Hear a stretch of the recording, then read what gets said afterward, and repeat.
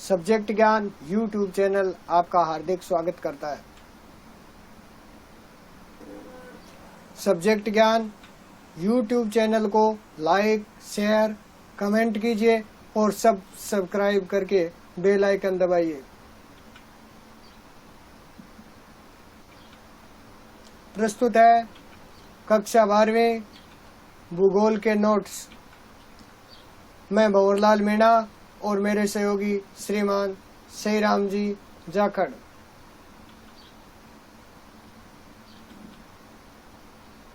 अध्याय 18 कृषि। कृषि यानी एग्रीकल्चर। कृषि शब्द दो लैटिन शब्दों से व्युत्पन्न हुआ है। इसमें एगर का अर्थ है स्थल तथा कल्चर का अर्थ खेती से है। भूमि को जोतकर अनाज उत्पन्न करने की प्रक्रिया को कृषि कहते हैं। अर्थात कृषि खेती व वानिकी के माध्यम से खाद्यान्न व अन्य सहायक उत्पादों के उत्पादन से संबंधित व्यवसाय है। कृषि का प्रारंभ 8000 ईसा पूर्व दक्षिण पूर्व मानसून एशिया में हुआ। रूसी कृषि वैज्ञानिक वेविक्लोव ने 1951 में कृषि उद्योग के 8 केंद्र स्थल बताए, जिसमें एक भारत था। भारत में कृषि का महत्व देखें तो भारत में कृषि जीवन निर्वाह का सबसे महत्वपूर्ण साधन है। भारत की 55% जनसंख्या कृषि कार्यों में संलग्न है। भारत के कुल क्षेत्रफल 32,87,263 वर्ग किलोमीटर के 40.5% भाग पर कृषि कार्य होता है। कृषि का जीडीपी में योगदान 17.5% तथा विदेशी आय का 13% कृषि से प्राप्त होता है। अतः कृषि राष्ट्रीय आय का प्रमुख स्रोत है। कृषि खाद्यान्न उपलब्ध कराने के साथ ही रोजगार व उद्योगों के लिए कच्चा माल भी उपलब्ध कराती है। भारतीय कृषि की विशेषताएं देखिए। भारतीय कृषि की प्रमुख विशेषताएं इस प्रकार है। पहली विशेषता ये है कि भारतीय कृषि सिंचाई के लिए मानसून पर निर्भर है। दूसरी, प्रति हेक्टेयर उत्पादन कम है और कृषि जोतों का आकार छोटा होता है। कृषि भूमि पर जनसंख्या भार अधिक है और चारा फसलों की कमी होती है। भारतीय कृषक गरीबी के कारण खेती में पूंजी निवेश कम करता है और खाद्यान्न उत्पादन को प्राथमिकता दी जाती है। कृषि जीविकोपार्जन का साधन मानी जाती है और भारतीय कृषि में अधिकांश कृषि कार्य पशुओं पर निर्भर करता है।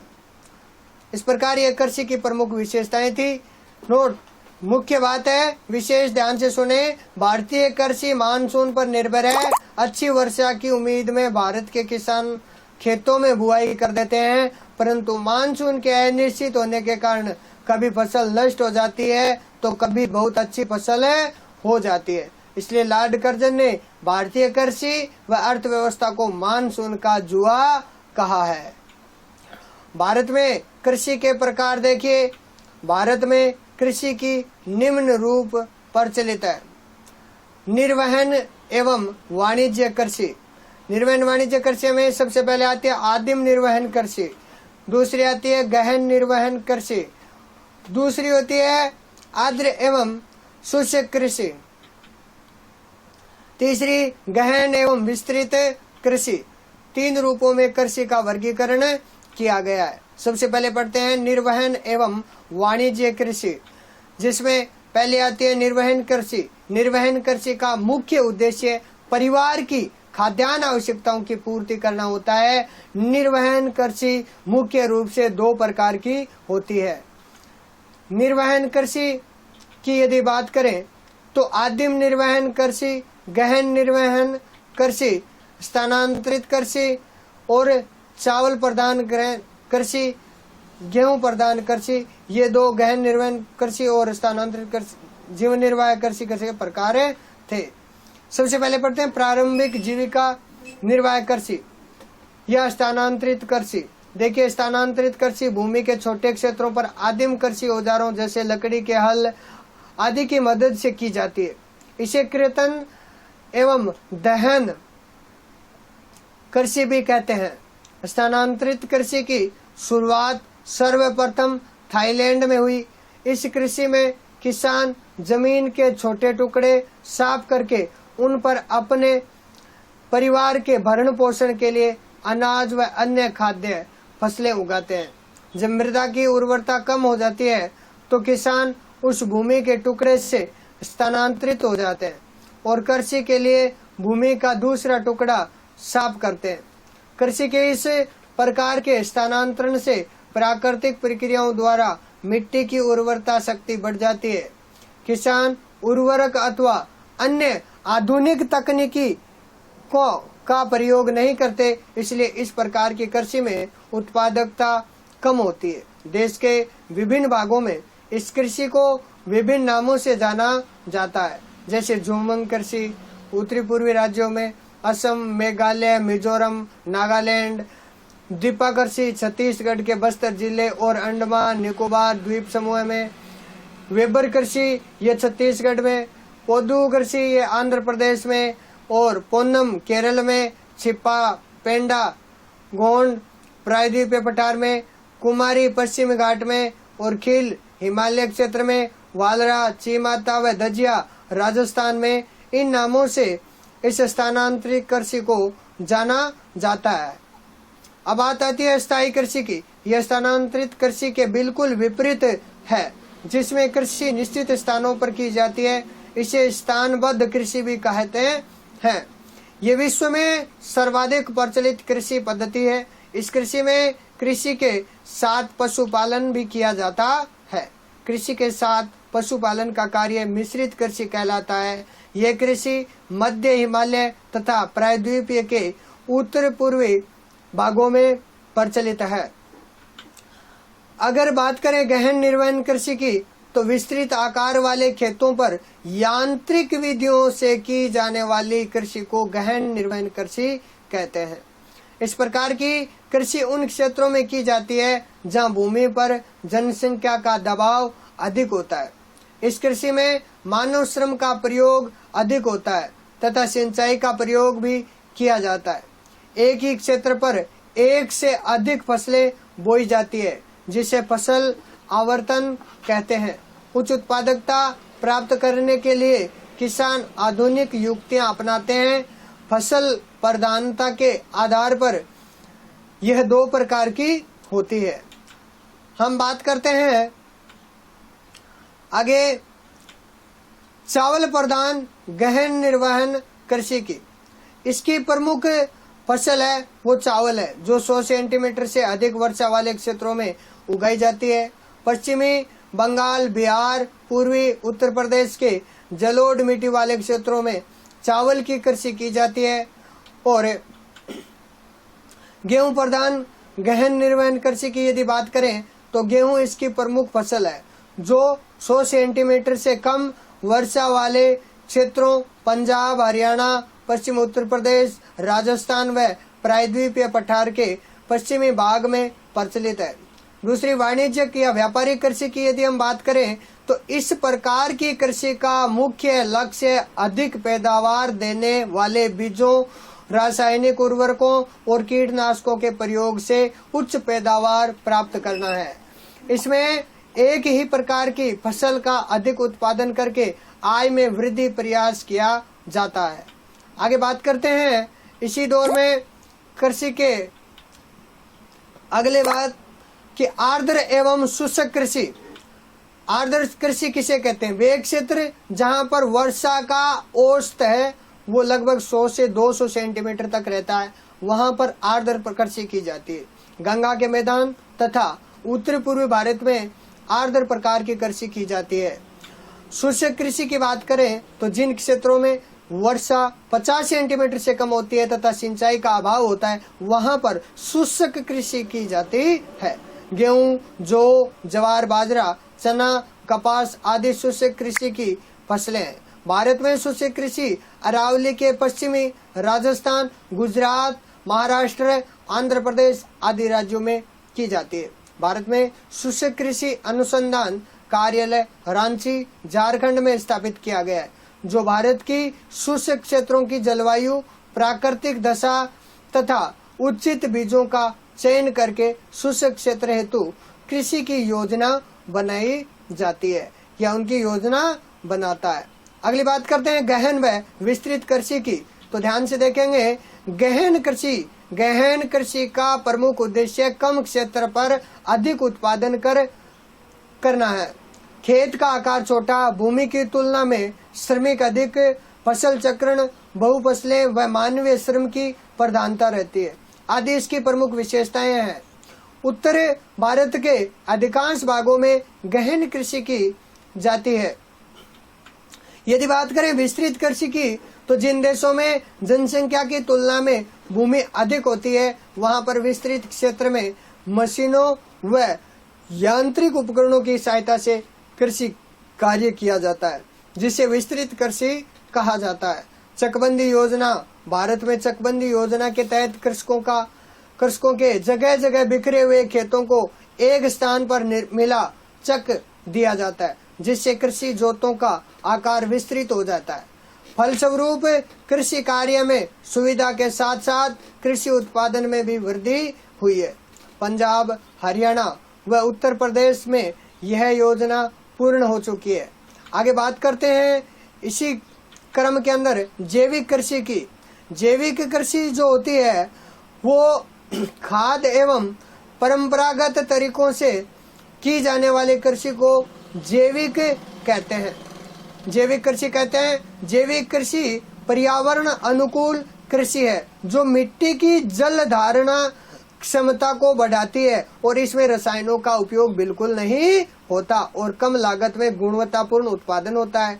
जैविक कृषि में रासायनिक उर्वरकों व कीटनाशकों आदि के स्थान पर गोबर की खाद, कंपोस्ट, हरी खाद, जैविक कीटनाशकों जैसे साधनों से खेती की जाती है। जैविक कृषि का मूल उद्देश्य तेजी से बढ़ती जनसंख्या को ध्यान में रखते हुए मृदा संरक्षण की प्रक्रियाएं अपनाकर जैविक विधियों से कीट व रोगों पर नियंत्रण रखते हुए दलहनी फसलों के उत्पादन को बढ़ाना है, ताकि लोगों को सुरक्षित स्वास्थ्यवर्धक कृषि उत्पादन प्राप्त हो सके। पर्यावरण एवं जीवन के लिए उपयोगी होने के कारण इसे प्राकृतिक कृषि भी कहते हैं।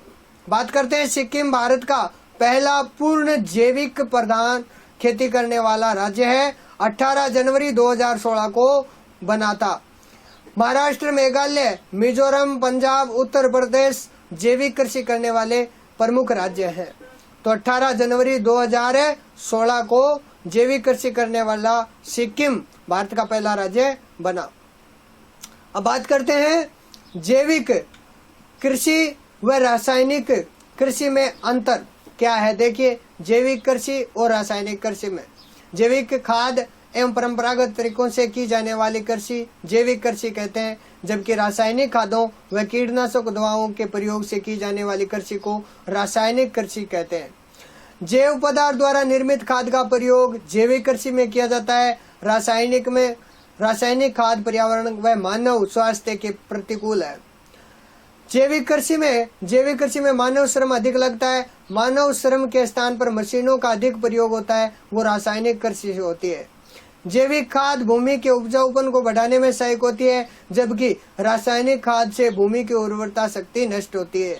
जैविक कृषि से उत्पादित खाद्यान्नों के उपयोग से मनुष्य के स्वास्थ्य पर अनुकूल प्रभाव पड़ता है, जबकि रासायनिक कृषि से उत्पन्न खाद्यान्नों के उपयोग से मानव व जीवों में अनेक प्रकार की बीमारियां होती है।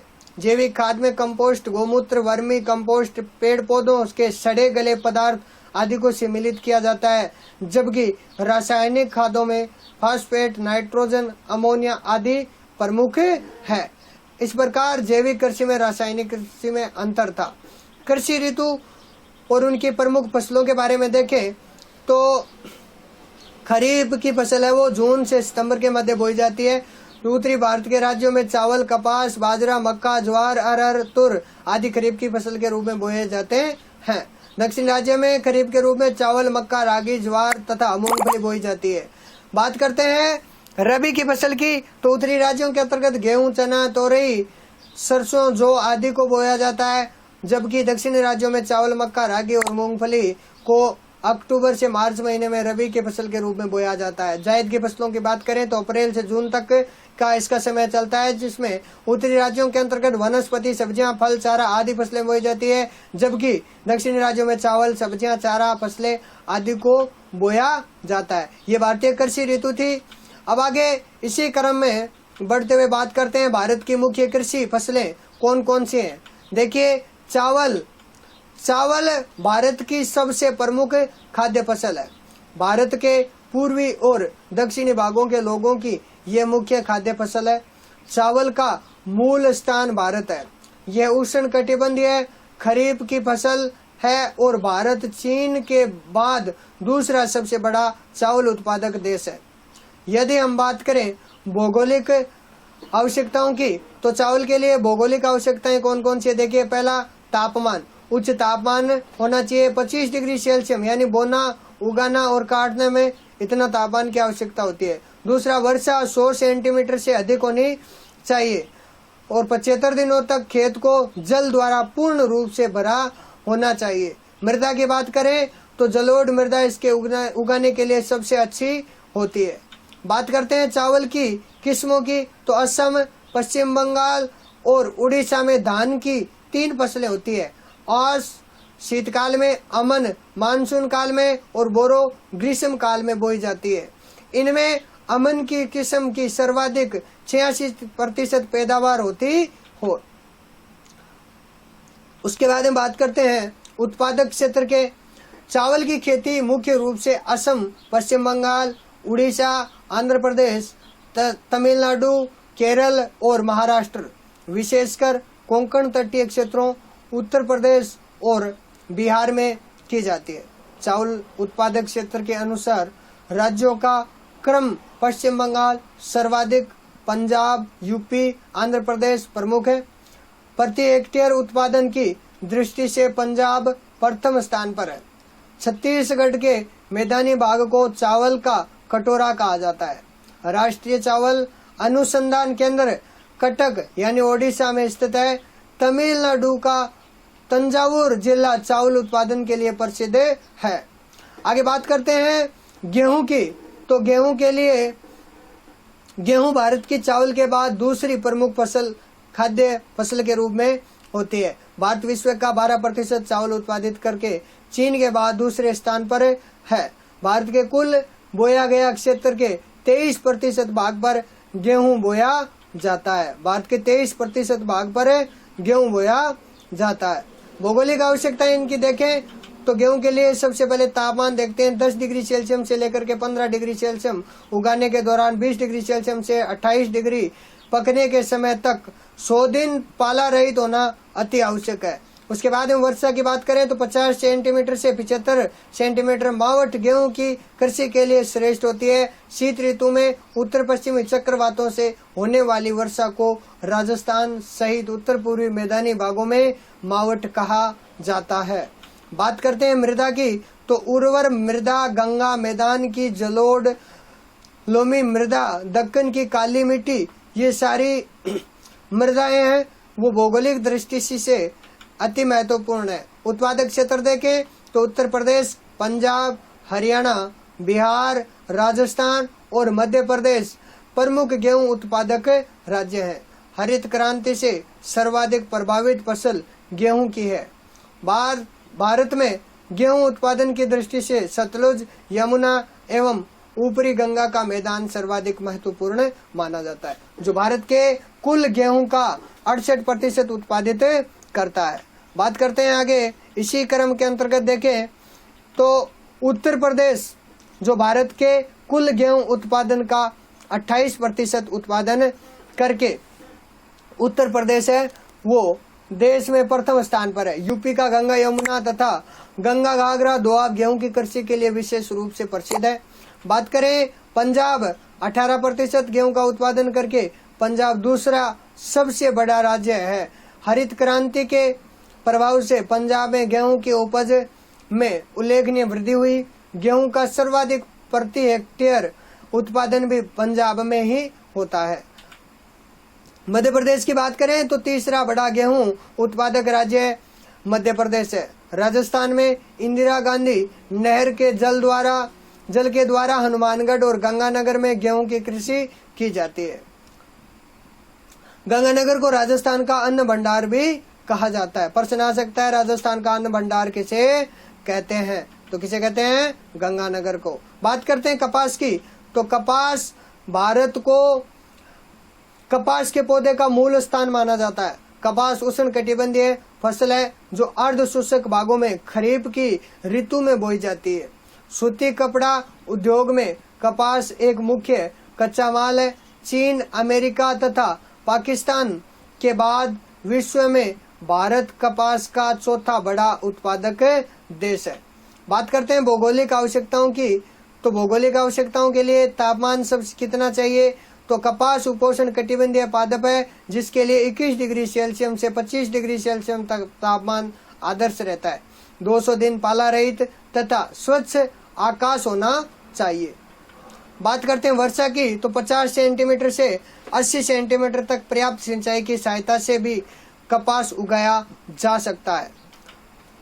मृदा दक्कन पठार की काली मिट्टी कपास उत्पादन के लिए उपयुक्त मानी जाती है, जिसे रेगूर मिट्टी भी कहते हैं। यह सतलज गंगा बेसिन की जलोढ़ मिट्टी में भी उगाई जाती है।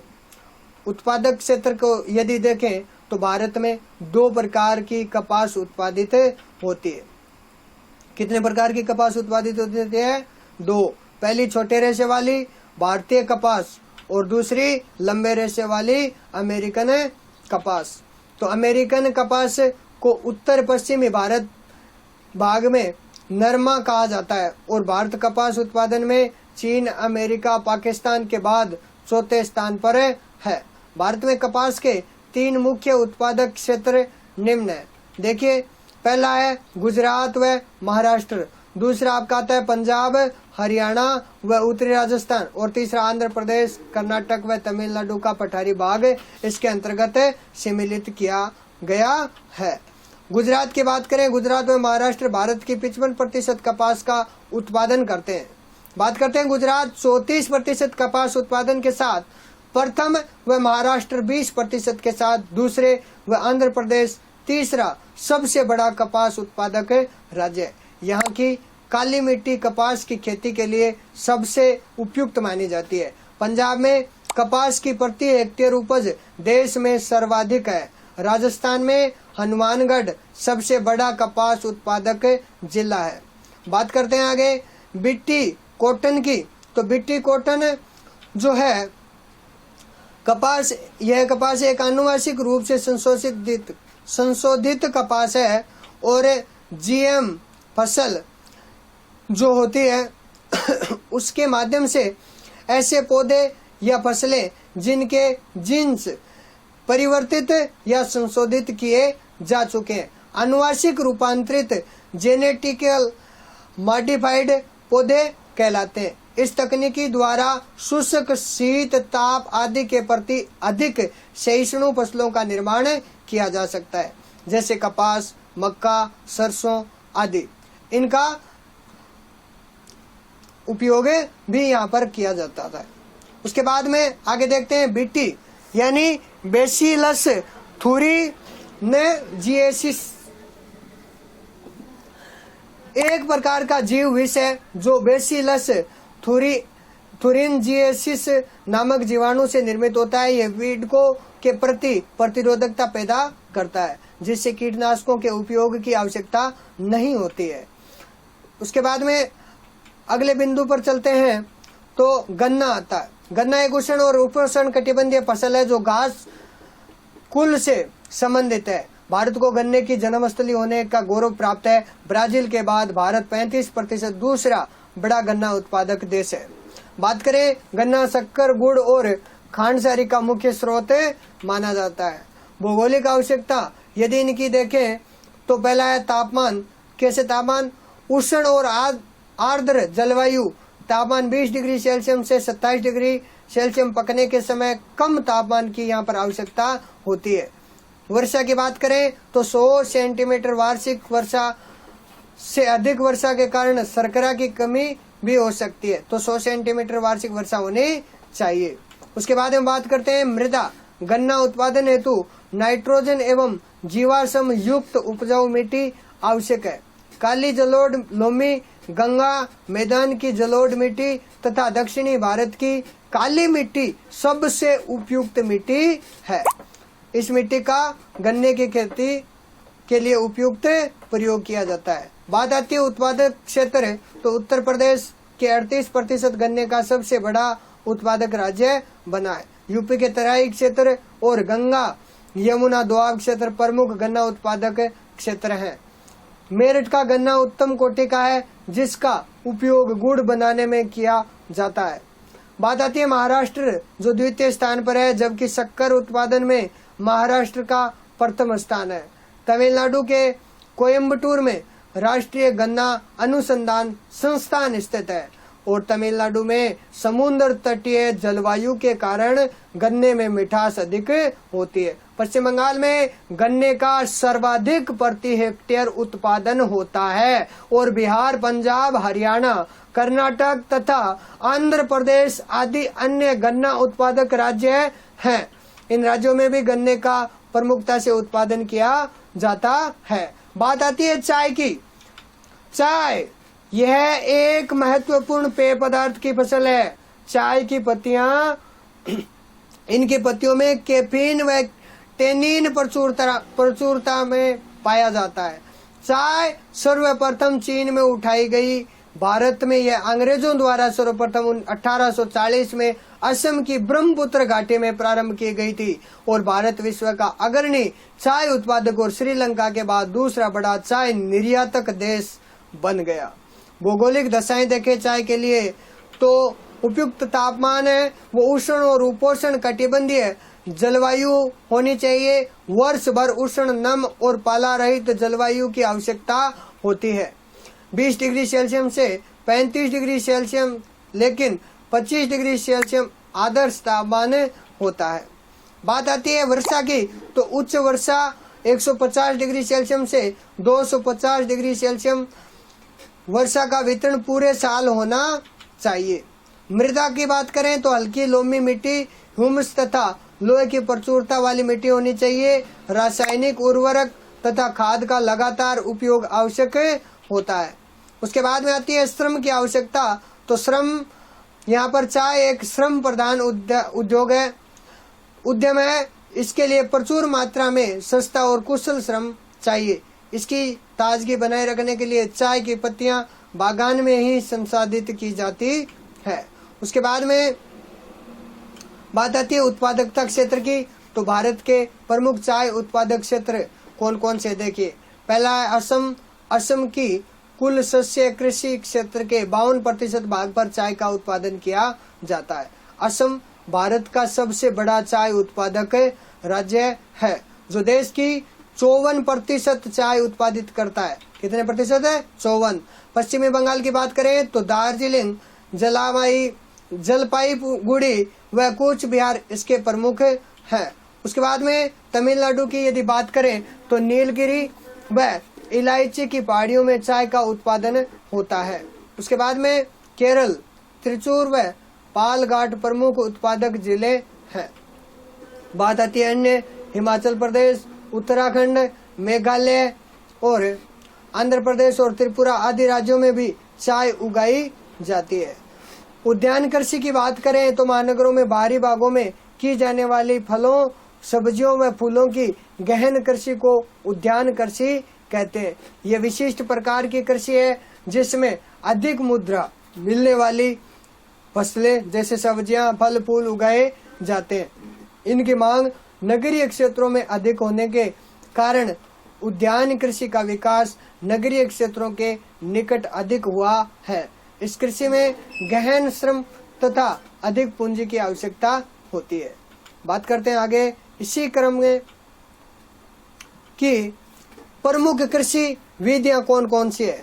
देखिए, एग्रीकल्चर यानी एपीकल्चर एक कृषि का नाम है जो व्यापारिक स्तर पर की जाने वाले फूलों की कृषि को एपीकल्चर कृषि कहते हैं।